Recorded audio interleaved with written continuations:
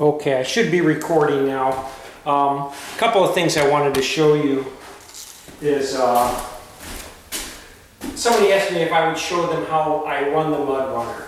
So I'm going to run the Mudrunner in here right now, and I'm going to show you exactly how I run it. I'm going to hit a lot of these angles right here. I've got 2 cameras set up, so hopefully we'll see a lot of what I'm doing. So bear with me. I'll edit a lot of this out. The stuff that you don't need to see. But if you see right now, I've got some really skinny angles. And so I'm going to use the 2-inch head for those skinny angles. And I like to put those in first. So I have one here, here, and then I've got a couple over there that you can't see. So I'm going to put these in real quick, and then I'll put the other ones in. But I'm going to show you the consistency of this mud too. Let's see if I can move this camera around.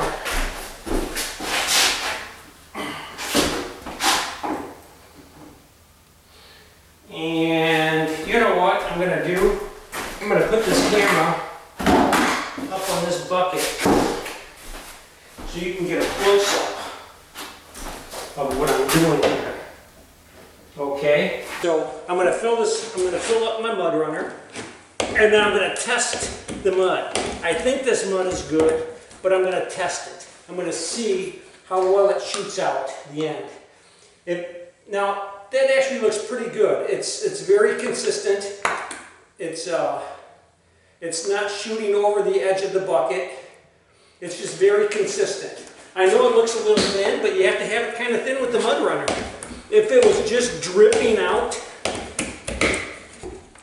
if it was barely dripping out, just blah, blah, blah, blah, blah, it's too thick. And if it was shooting over the edge of the bucket, it's too thin. And different muds, you can't just mix up one bucket of mud and think, oh, this is going to be the same. I'll put in a 1/4 of a gallon of water in this mud to make it the consistency. Because if you do that in one box, it's going to be way too thin. You do it in another box, it's not going to be thin enough, you know. So you have to play with it. Just play with the mud. So let me do the small angles first. And when I do these angles, listen, to get the mud to come out, you have to twist this handle. And here's a side note. It's kind of funny. I'm going to turn this camera around so I can see myself. Whoops, just did something to it. I don't know what. But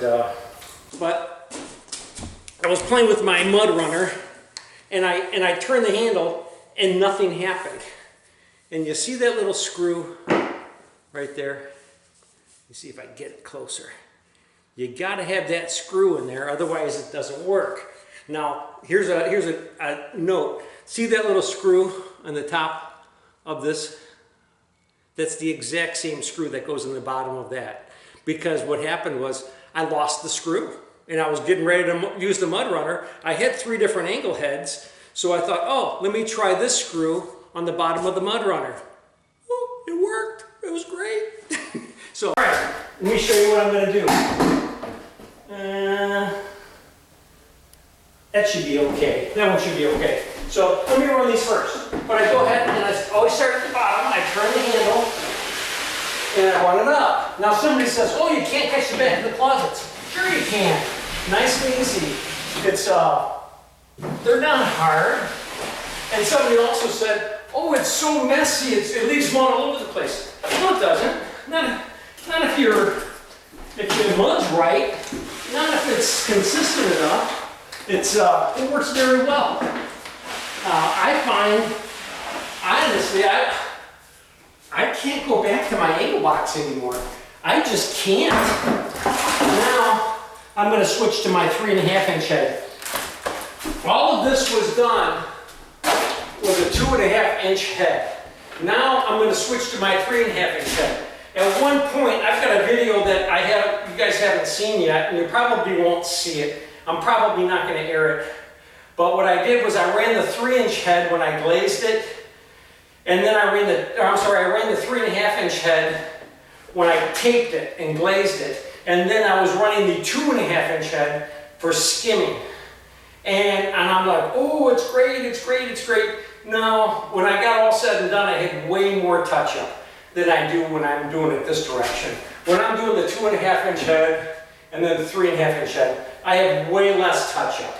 So let me get these angles in and I'll show you. It's not messy, it's very nice. I have to come off the camera a second.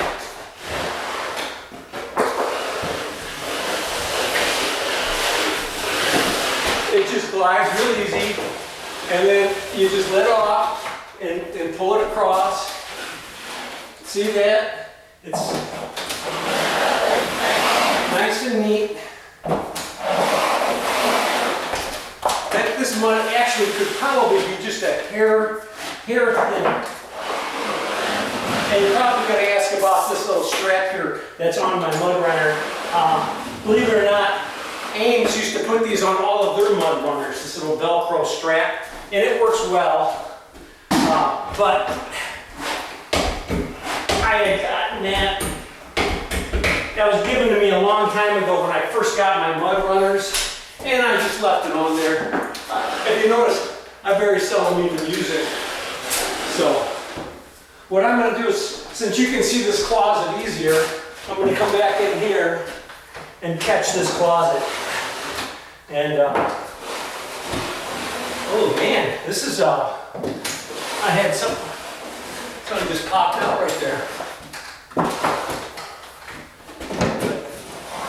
Look at that, this is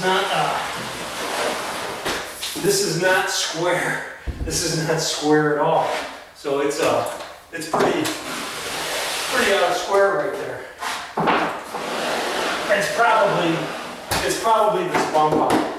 When they frame that bump out, they didn't pay as close enough attention.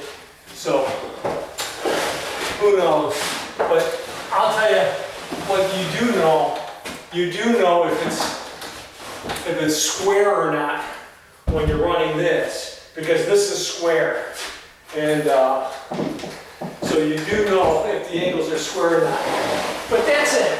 You know, as you come to the end, as you're coming up here and you're coming to the end, let go, let loose.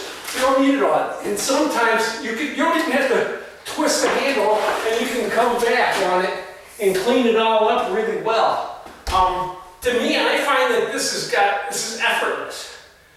I don't know if I'd be able to sit here and talk and run this at the same time if I was running the angle box, because I just got to put so much pressure on, and I've got to keep the pressure on and push.